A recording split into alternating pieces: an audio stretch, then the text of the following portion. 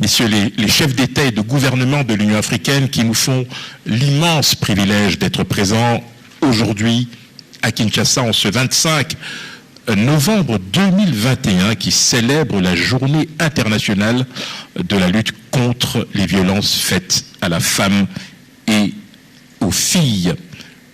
Nous allons acclamer son Excellence Nana Akufo-Addo, président de la République du Ghana.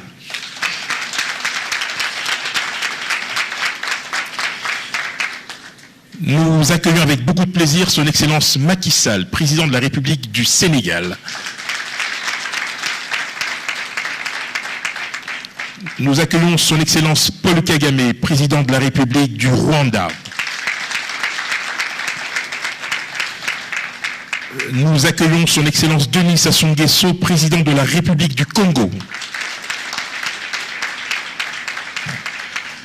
Nous accueillons son Excellence Faure Gnassingbé, président du Togo. Et nous accueillons avec beaucoup de fierté le président en exercice de l'Union africaine, président de la République démocratique du Congo, chef de l'État, son Excellence Félix Antoine Tshisekedi Tshilombo. Nous allons passer aux modalités d'ordre pratique. Je l'ai évoqué tout à l'heure, puisque la traduction et l'interprétariat sont disponibles ici même.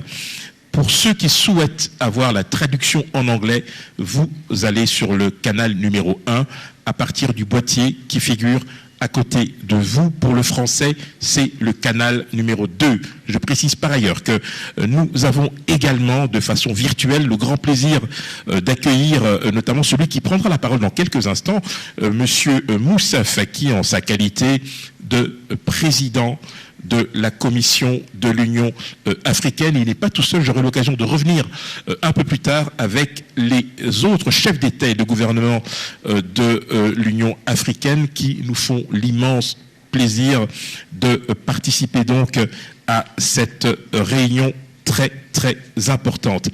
Alors, il va bien falloir entrer dans le vif du sujet.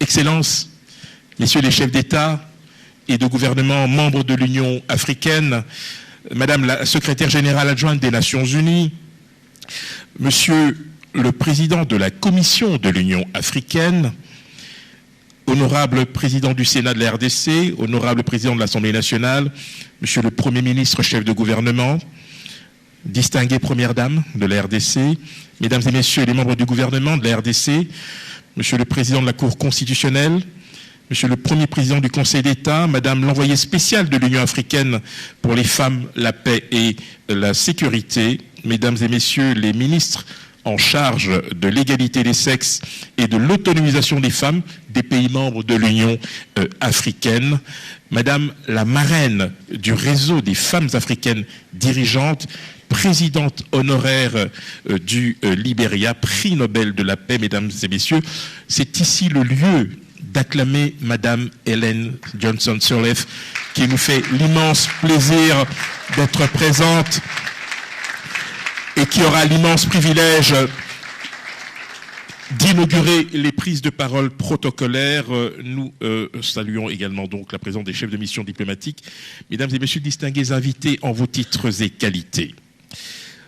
L'Union africaine, sous la direction de son Excellence Félix Antoine Tshisekedi Tshilombo, président de la République démocratique du Congo et président en exercice de l'Union africaine, en collaboration avec le président en exercice 2020, le président donc de la République sud-africaine, M. Cyril Ramaphosa, ainsi que son Excellence Macky Sall, qui est le futur président en exercice pour 2022, son Excellence Nana Dankwa Akufo-Addo, président de la République du Ghana et leader de l'Union africaine sur les enjeux du genre et de développement, ainsi que M. Moussa Faki, président de la Commission de l'Union africaine. Eh bien, cette Union africaine que nous chérissons tant a pris la responsabilité historique de convoquer ce jour, ce 25 novembre, plein de symboles, cette rencontre historique. La première conférence des hommes de l'Union africaine pour mettre fin à la violence à l'égard des femmes et des filles. Cette conférence est également organisée en partenariat avec le réseau des femmes africaines dirigeantes sous la direction de sa marraine que j'ai eu l'immense plaisir de présenter il y a de cela quelques instants, son Excellence Ellen Johnson Sirleaf.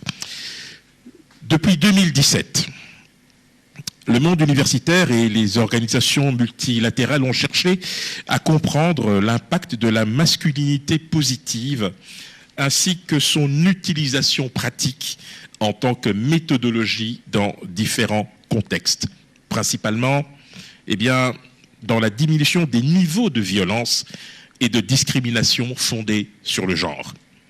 Parmi les nouveaux sujets de préoccupation, citons la prolifération des discours de haine à caractère sexiste et le fait que le harcèlement, qui se manifeste souvent par une augmentation de la violence physique à l'encontre des femmes et des filles.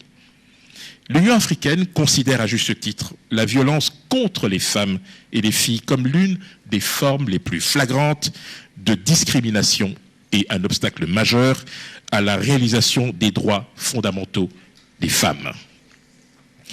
Malgré des décennies d'efforts, la violence contre les femmes et les filles en Afrique reste des violations des droits de l'homme les plus répandues et malheureusement les plus socialement tolérées, traversant même les frontières, la race, la classe, l'ethnicité et la religion.